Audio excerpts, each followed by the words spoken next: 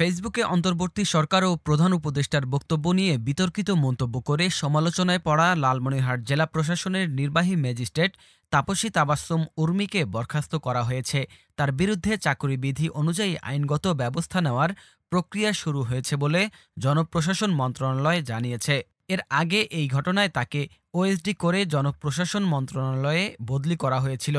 বৈষম্য বিরোধী ছাত্র আন্দোলন চলাকালে পুলিশের গুলিতে নিহত হওয়া রংপুরের বেগম রোকেয়া বিশ্ববিদ্যালয়ের ছাত্র আবু সাঈদকে সন্ত্রাসী বলেছেন লালমনিরহাট জেলা প্রশাসনের নির্বাহী ম্যাজিস্ট্রেট তাপসী তাবাসসুম উর্মি।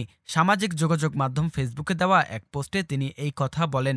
এদিকে উর্মির ফেসবুক আইডিতে গিয়ে দেখা গেছে ছাত্র জনতার গণ অভ্যুত্থানে ক্ষমতাচ্যুত সরকারের পক্ষে অবস্থান নিয়ে বেশ কিছু স্ট্যাটাস দিয়েছেন তিনি। এছাড়া আওয়ামী লীগের পক্ষে শক্ত অবস্থান নিয়ে বেশ কিছু পোস্টও করেছেন। অনেকে মনে করছেন এ কারণেই তার চাকরিচ্যুতি হয়েছে। ফেসবুক পোস্টে আবু সাঈদকে সন্ত্রাসী আখ্যা দিয়ে উর্মি লেখেন, মানে কত বড় বোকার স্বর্গে আছি এটা শুধু চিন্তা করি।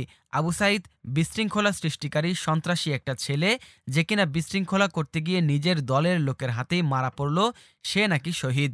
এটাও এখন মানা লাগবে। আর এই আইন ভঙ্গকারী সন্ত্রাসীর জন্য দেশের অথর্ব অতি প্রগতিশীল সমাজ কেঁদে কেটে বুক ভাসিয়েছে। তখন যাকেই বলার চেষ্টা করেছি পুরো ঘটনা তদন্ত সাপেক্ষ, সেই 10টা কথা শুনিয়ে দিয়েছে। প্রশাসনে থেকে সরকারের দালাল হয়ে গিয়েছি এ কথা বোঝানোর তো বাকি রাখিনি। এই যে একটা সন্ত্রাসীর মৃত্যুকে অজুহাত বানিয়ে কত নিরীহ পুলিশ ভাইদের হত্যা করা হলো, তার দায়ভার কি এই অথর্ব সমাজ নেবে? আবু সাঈদের বাড়িতে যাওয়ায় প্রধান উপদেষ্টার সমালোচনা করে তিনি আরও লেখেন, এই আহাম্মকি ভ্রমণের জন্য এত বড় গাড়িবহর পুরো বিভাগ থেকে যে গেল, তার তেল খরচ কে দিয়েছে?